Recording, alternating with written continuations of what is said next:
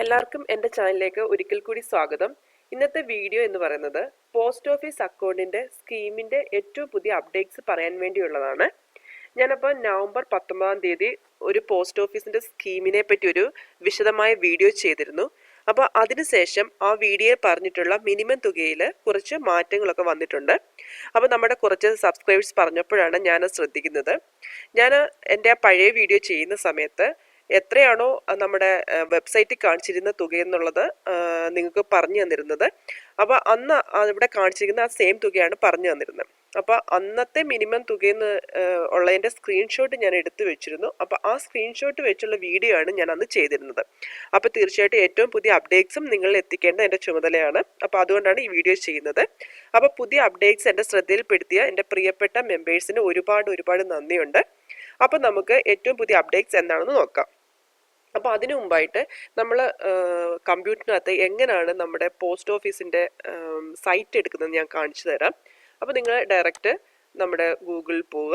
അപ്പോൾ ഗൂഗിളിൻ്റെ സൈറ്റ് ഇതാണല്ലോ. അപ്പോൾ അതിനകത്ത് നമുക്ക് www.indiapost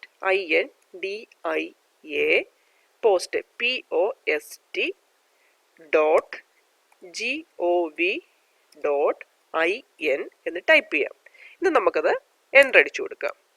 അപ്പം നമ്മുടെ പോസ്റ്റ് ഓഫീസിൻ്റെ ഈ പേജ് ഓപ്പൺ ആയി വരും. ഇതാണ് പോസ്റ്റ് ഓഫീസിൻ്റെ വെബ്സൈറ്റിൻ്റെ ഹോം പേജ് എന്ന് പറയുന്നതാണ് ഈ കാണുന്നത്. അപ്പോൾ ഇതിനകത്ത് എല്ലാ കാര്യങ്ങളും ഉണ്ട്. അപ്പം ഇവിടെ നിന്ന് നമുക്ക് എങ്ങനെ നമ്മുടെ ആ സേവിങ് അക്കൗണ്ട്സിൻ്റെ ഡീറ്റെയിൽസ്, അതായത് നമ്മുടെ ഞാൻ കുറച്ച് സേവിങ് അക്കൗണ്ട്സ് പറഞ്ഞല്ലോ, ഇതിനകത്തുനിന്ന് എങ്ങനെ എടുക്കാമെന്ന് കാണിച്ചു തരാം. ഇവിടെ ഈ മെനു ബാറിൻ്റെ അവിടെ കുറേ കാര്യങ്ങൾ എഴുതിയിട്ടുണ്ട്.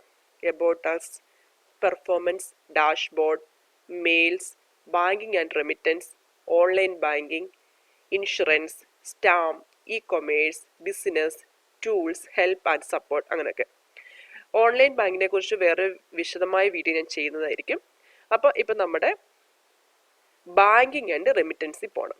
ഇവിടെ കിടക്കുന്ന ബാങ്കിങ് ആൻഡ് റെമിറ്റൻസ്, അത് ക്ലിക്ക് ചെയ്യുമ്പം നിങ്ങൾക്ക് വീണ്ടും വേറൊരു മെനു ബാർ വരും. അതിനകത്ത് post office saving scheme, money order, international money transfer services, Jansuraksha scheme, mutual funds, national pension scheme, അതുപോലെ തന്നെ ഇന്ത്യ പോസ്റ്റ് പേയ്മെന്റ് ബൈ, അങ്ങനെ കുറേ ഓപ്ഷൻസ് കാണാം. അതിനകത്ത് നമുക്ക് പോസ്റ്റ് ഓഫീസ് സേവിങ് സ്കീമിൽ ക്ലിക്ക് ചെയ്യാം. അപ്പോഴാണ് ഈ പേജ് വരുന്നത്. അപ്പോൾ ഇതിനകത്ത് എല്ലാ പോസ്റ്റ് ഓഫീസ് സേവിങ് സ്കീമിനെയും കുറിച്ച് അവർ പറഞ്ഞിട്ടുണ്ട്. അപ്പം ഞാൻ നേരത്തെ ഇട്ടിരുന്ന വീഡിയോയിൽ ഇതിൻ്റെ സ്ക്രീൻഷോട്ട് എടുത്തിട്ടുള്ള വീഡിയോ ആയിരുന്നു ഞാൻ ഇട്ടിരുന്നത്. ഈ പേജിൻ്റെ വീഡിയോ ആയിരുന്നു ഞാൻ നേരത്തെ ചെയ്തിരുന്നത്. ഇതിൻ്റെ ഓരോന്നും വിശദമായിട്ട് ഓപ്പൺ ചെയ്ത് അതിൻ്റെയായിരുന്നു ഞാൻ ചെയ്തിരുന്നത്.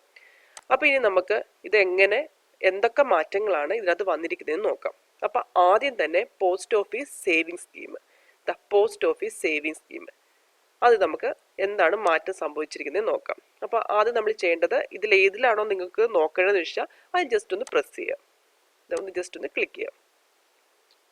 അപ്പോൾ അവിടെ വന്നേക്കുന്ന മാറ്റം എന്ന് പറയുന്നത് കണ്ടില്ലേ, നേരത്തെ ഞാൻ ഇവിടെ പറഞ്ഞിരുന്നത് മിനിമം ബാലൻസ് എന്നുള്ളതാണ്. മിനിമം ബാലൻസ് എന്നുള്ളത് നേരത്തെ 10 രൂപയായിരുന്നു, 10 അല്ല 20 രൂപയായിരുന്നു മിനിമം ബാലൻസ്. അവിടെയാണ് മാറ്റം വന്നിരിക്കുന്നത്. ഇപ്പം മിനിമം ബാലൻസ് വരുന്നത് 500, അതായത് നമ്മൾ ബാലൻസ് അല്ല, ഓപ്പൺ ചെയ്യാൻ, അക്കൗണ്ട് ഓപ്പൺ ചെയ്യാൻ നേരത്തെ ഇവിടെ 20 രൂപ മാത്രം മതിയായിരുന്നു. ആ സ്ഥാനത്ത് ഇപ്പോൾ അവർ 500 രൂപ ആക്കിയിട്ടുണ്ട്. പിന്നെ ഉള്ളതെന്ന് പറഞ്ഞു കഴിഞ്ഞാൽ ചെക്ക് ഫെസിലിറ്റിയാണ്. നമുക്ക് നോൺ ചെക്ക് ഫെസിലിറ്റി ഉണ്ട്, അതുപോലെ ചെക്ക് ഫെസിലിറ്റി ഉണ്ട്. നോൺ ചെക്ക് ഫെസിലിറ്റി ഉള്ള അക്കൗണ്ടിന് നമ്മുടെ ബാലൻസായി കിടക്കേണ്ടത് 50 രൂപയാണ് നമ്മുടെ അക്കൗണ്ടിൽ കിടക്കേണ്ടത്. അതായത് നമ്മൾ പൈസ എടുത്തു കഴിഞ്ഞിട്ട് ബാലൻസ് ആയിട്ട് 50 രൂപയെങ്കിലും മിനിമം ബാലൻസ് നമ്മുടെ അക്കൗണ്ടിൽ കാണണം. എന്നാൽ ചെക്ക് ഫെസിലിറ്റി അവൈലബിൾ ആയിട്ടുള്ള അക്കൗണ്ടിന് മിനിമം എന്നുള്ളത് 500 രൂപ തന്നെ കിടക്കണമെന്നുണ്ട്. അത് മാത്രമാണ് അവിടെ വന്നിരിക്കുന്ന മാറ്റം. ഇത് നമുക്ക് അടുത്ത നോക്കാം.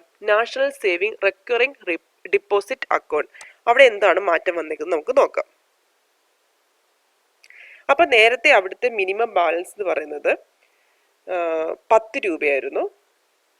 അവിടെ മാറ്റം വന്നിരിക്കുന്നത് 100 ആക്കിയിട്ടുണ്ട്. കണ്ടില്ലേ, നേരത്തെ ഇവിടെ 10 ആയിരുന്നു, അവിടെ 100 ആക്കിയിട്ടുണ്ട്. പഴയതിനകത്ത്, അതായത് നേരത്തെ പോസ്റ്റ് ഓഫീസ് സേവിങ് 20 500 ആക്കിയിരിക്കുന്നത്. ഈ നാഷണൽ സേവിങ് റെക്കറിംഗ് ഡിപ്പോസിറ്റ് അക്കൗണ്ടിൽ മിനിമം നേരത്തെ 10 ആയിരുന്നു, ഇപ്പം അവിടെ 100 രൂപയാണ് ആക്കിയിരിക്കുന്നത്. അതുപോലെ വേറെ എന്ന് പറയുന്നത് ഇവിടെ 100ന്റെ ഗുണിതങ്ങളായിട്ട് നമുക്ക് പൈസ അടയ്ക്കണമെന്നായിരുന്നു നേരത്തെ ഉണ്ടായിരുന്നത്. ഇപ്പം അത് 10ന്റെ ഗുണിതങ്ങളായിട്ട് അടച്ചാൽ മതി. അതാണ് ഇവിടെ വന്നിരിക്കുന്ന മാറ്റം. അപ്പം പിന്നെ ബാക്കിയൊക്കെ സെയിം തന്നെയാണ്. അപ്പം ഇതിൻ്റെ രണ്ടിൻ്റെ മിനിമം ബാലൻസിന് മാറ്റം വന്നിട്ടുണ്ട്. ഇനി നമുക്ക് അടുത്തത് നോക്കാം. National saving time deposit account. ഇവിടെ മിനിമം ബാലൻസ് നേരത്തെ 100 രൂപയായിരുന്നു. അതായത് മിനിമം 100 രൂപയായിരുന്നു നമുക്ക് അടയ്ക്കേണ്ടിയിരുന്നത്. അവിടെ നമുക്ക് 1000 രൂപയായിട്ട് അവർ അതിൻ്റെ തുക ഉയർത്തിയിട്ടുണ്ട്. 1000 രൂപ. അതുപോലെ തന്നെ 100ന്റെ ഗുണിതങ്ങളായിട്ട് നമുക്ക് ഇതിനകത്ത് പൈസ ഇടാം. അതുപോലെ എത്ര പൈസ വേണം നമുക്ക് ഇതിനകത്ത് നിക്ഷേപിക്കാം. അതിനങ്ങനെ ലിമിറ്റ് ഒന്നുമില്ല, നോ മാക്സിമം ലിമിറ്റ്. ഇനി നമുക്ക് അടുത്ത സ്കീം നോക്കിയാലോ. National saving monthly income account. അവിടെ 1000 തന്നെയാണ്. 1000ന്റെ ഉണ്ട് ഇൻ മൾട്ടിപ്പിൾ ഓഫ് INR 1000. അപ്പോൾ അങ്ങനെയാണ് അവിടെ കിടക്കുന്നത്. അപ്പോൾ അവിടെയും മാറ്റങ്ങളൊന്നുമില്ല. പിന്നെ ഉള്ളതെന്ന് പറഞ്ഞു കഴിഞ്ഞാൽ മാറ്റം വന്നിരിക്കുന്നത് നാഷണൽ സേവിങ് സർട്ടിഫിക്കറ്റിനകത്താണ് മാറ്റം വന്നിരിക്കുന്നത്. സീനിയർ സിറ്റിസൺ സേവിങ് സ്കീമിൽ മാറ്റമൊന്നും വന്നിട്ടില്ല, സെയിം തന്നെയാണ് അവിടെ. പിന്നെ മാറ്റം വന്നിരിക്കുന്നത് പബ്ലിക് പ്രൊവിഡന്റ് ഫണ്ടിലും ഒരു മാറ്റമില്ല, സെയിം തന്നെയാണ് അവിടെയും. അവിടെ സെയിം തന്നെയാണ്. നാഷണൽ സേവിങ് സർട്ടിഫിക്കറ്റ് അക്കൗണ്ടിലാണ് പിന്നെ മാറ്റം വന്നിരിക്കുന്നത്. ഇവിടെ മിനിമം റുപ്പീസ് എന്ന് പറഞ്ഞത് നേരത്തെ 100 രൂപയായിരുന്നു. അവിടെ നിന്ന് ഇപ്പോൾ അത് 1000 ആക്കിയിട്ടുണ്ട്. ഇവിടെ നേരത്തെ 100 ആയിരുന്നു, അവിടെ ഇപ്പം നമുക്ക് 1000 രൂപയെന്നാണ് കാണാൻ പറ്റുന്നത്. അതുപോലെ തന്നെ അത് മൾട്ടിപ്പിൾസ് ഓഫ് 100ന്റെ ഗുണിതങ്ങളായിട്ട് നമുക്കിതിനകത്ത് പൈസ നിക്ഷേപിക്കാം. അവിടെയും മാക്സിമം ലിമിറ്റ് ഒന്നും ഇല്ല, എത്ര രൂപ വേണമെങ്കിലും നമുക്ക് നിക്ഷേപിക്കാൻ പറ്റുന്നതായിരിക്കും. അപ്പം വിശദമായ വീഡിയോ ഞാൻ പഴയ വീഡിയോയിൽ കൊടുത്തിട്ടുണ്ട്. അപ്പോൾ അതിൻ്റെ തുകയ്ക്ക് മാത്രമുള്ളൊരു മാറ്റം വന്നിരിക്കുന്നത്. ഞാൻ അതുകൊണ്ട് വീണ്ടും ഇത് വിശദമായിട്ട് പറയുന്നില്ല, നിങ്ങൾക്ക് ആ വീഡിയോയുടെ ഒന്ന് കണ്ടു നോക്കുക. അപ്പോൾ അതിനകത്ത് എല്ലാം നല്ല വിശദമായിട്ട് ഞാൻ പറഞ്ഞിട്ടുണ്ട്. അപ്പോൾ നിങ്ങൾ അതുകൂടെ ഒന്ന് കണ്ടു നോക്കുക. അപ്പം മാറ്റം വന്നെങ്കിൽ തുകയുടെ മാത്രമേ ഞാൻ ഈ വീഡിയോയിൽ മെൻഷൻ ചെയ്യുന്നുള്ളൂ. ഇനി അടുത്തതെന്ന് പറയുന്നത് കിസാൻ വികാസ് പത്ര അക്കൗണ്ടാണ്. അപ്പം അവിടെ ഇപ്പോഴും 1000 തന്നെയാണ് മിനിമം എന്ന് പറയുന്നത്. നേരത്തെ 1000 തന്നെയാണ്, പക്ഷെ അവിടെ മാറ്റം വന്നിരിക്കുന്നത് ഇവിടെയാണ്. Multiples of ₹100. നേരത്തെ ഇവിടെ 1000ന്റെ തന്നെ ഗുണിതങ്ങളായിട്ട് പൈസ അടയ്ക്കണമെന്നുണ്ടായിരുന്നു, പക്ഷെ ഇപ്പം 100ന്റെ ഗുണിതങ്ങളായിട്ട് നമുക്ക് പൈസ അടയ്ക്കാൻ പറ്റും. അവിടെയും മാക്സിമം ലിമിറ്റ് ഒന്നുമില്ല, എത്ര രൂപ വേണമെങ്കിലും നമുക്ക് അടയ്ക്കാൻ പറ്റും. ഇനി അടുത്തെന്ന് പറയുന്നത് സുകന്യ സമൃദ്ധി അക്കൗണ്ടാണ്. അവിടെ പ്രത്യേകിച്ച് മാറ്റങ്ങളൊന്നും വന്നിട്ടില്ല. ഇപ്പോഴും മിനിമം ബാലൻസ്, അതായത് 250 രൂപ കൊടുത്ത് നമുക്ക് അക്കൗണ്ട് സ്റ്റാർട്ട് ചെയ്യാം. പിന്നെ മാക്സിമം എന്ന് പറയുന്നത് ഒരു മാസം നമുക്ക് 1,50,000 രൂപ വരെ അടയ്ക്കാം. അല്ല, എന്ന് പറഞ്ഞ മിനിമം 250, മാക്സിമം 1.5. ഇനി ഫിനാൻഷ്യൽ ഇയർ, അതായത് ഒരു വർഷത്തിൽ നമുക്ക് 1,50,000, ഏറ്റവും കുറഞ്ഞ് 250 രൂപയും. അതുപോലെ മാസം വരുമ്പോൾ 250 രൂപ മിനിമം, എനിക്കൊന്ന് 12,500 തോന്നുന്നു. അതായത് 12,500 രൂപയാണ് മാസം അടയ്ക്കേണ്ട മാക്സിമം ലിമിറ്റ്. അതിനെക്കുറിച്ച് ഞാൻ വിശദമായിട്ടൊരു വീഡിയോ നേരത്തെ ചെയ്തിട്ടുണ്ട്. അപ്പോൾ അതുകൊണ്ട് കണ്ടു നോക്കി. ഞാൻ ശരിക്കും ഓർക്കുന്നില്ല അത് എങ്ങനെയായിരുന്നു എന്നുള്ളത്. എനിക്കൊന്ന് 12,500 മാക്സിമം എന്ന് പറയുന്നത് ഒരു മാസം അടയ്ക്കേണ്ടത്. ഒരു വർഷത്തിലാണ് 1,50,000 രൂപ മാക്സിമം ഉള്ളത്. 250 രൂപ മിനിമം. മാസം വരുമ്പോൾ 250 മിനിമം, 12,500 മാക്സിമം ലിമിറ്റാന്ന് തോന്നുന്നു സുകന്യ സമൃദ്ധിയുടെ. അപ്പം നിങ്ങൾ ആ വീഡിയോ ഒന്ന് കണ്ടു നോക്കുക. അതിൻ്റെ ലിങ്ക് ഞാൻ ഇതിൻ്റെ ഡിസ്ക്രിപ്ഷൻ ബോക്സിൽ കൊടുത്തിരിക്കാം. അതുപോലെ തന്നെ ഇവിടെ വന്നിരിക്കുന്ന, അതായത് നമ്മുടെ പോസ്റ്റ് ഓഫീസിൽ ഇവിടെ വന്നിരിക്കുന്ന മാറ്റം എന്ന് പറയുന്നത് നേരത്തെ 100ന്റെ ഗുണിതങ്ങളായിട്ട് അടയ്ക്കാവുന്നതായിരുന്നു. ഇപ്പോൾ അത് 50ന്റെ ഗുണിതങ്ങളായിട്ട് നമുക്ക് ഈ പോസ്റ്റ് ഓഫീസിൽ അടയ്ക്കാവുന്നതാണ്. അപ്പോൾ ഇത്രയാണ് വന്നിരിക്കുന്ന ഏറ്റവും പുതിയ അപ്ഡേറ്റ്സ് എന്ന് പറയുന്നത്. അപ്പോൾ ഇനി എന്തെങ്കിലും അപ്ഡേറ്റ്സ് വരുവാണെങ്കിൽ നിങ്ങളെ ഞാൻ അറിയിക്കുന്നതായിരിക്കും. അപ്പം നിങ്ങൾ ഏതൊരു വീഡിയോയും പൂർണ്ണമായി വിശ്വസിക്കാതെ അവർ പറഞ്ഞിട്ടുള്ള സൈറ്റിൽ നിങ്ങളൊന്ന് പോയി ആദ്യം ചെക്ക് ചെയ്യുക. അതിനുശേഷം നിങ്ങളത് അനലൈസ് ചെയ്യുക. അതല്ല എന്നുണ്ടെങ്കിൽ നിങ്ങൾക്ക് ഡയറക്റ്റ് അടുത്തുള്ളൊരു പോസ്റ്റ് ഓഫീസിൽ പോയി അന്വേഷിക്കാവുന്നേ ഉള്ളൂ. ഇപ്പോൾ പോസ്റ്റ് ഓഫീസിനെ കുറിച്ചുള്ള എന്തെങ്കിലും വീഡിയോ ആണ് നിങ്ങൾ കാണുന്നതെങ്കിൽ നിങ്ങൾ ഡയറക്റ്റ് പോയിട്ട് ആ പോസ്റ്റ് ഓഫീസിൽ പോയി അന്വേഷിക്കുക. അപ്പം നിങ്ങൾക്കത് കൂടുതൽ മനസ്സിലാക്കാൻ പറ്റും. അപ്പോൾ ഏതൊരു വീഡിയോയും പൂർണ്ണമായി വിശ്വസിക്കാതെ ജസ്റ്റ് നിങ്ങൾ നിങ്ങളതായ രീതിയിലൊന്ന് അനലൈസ് ചെയ്യുക.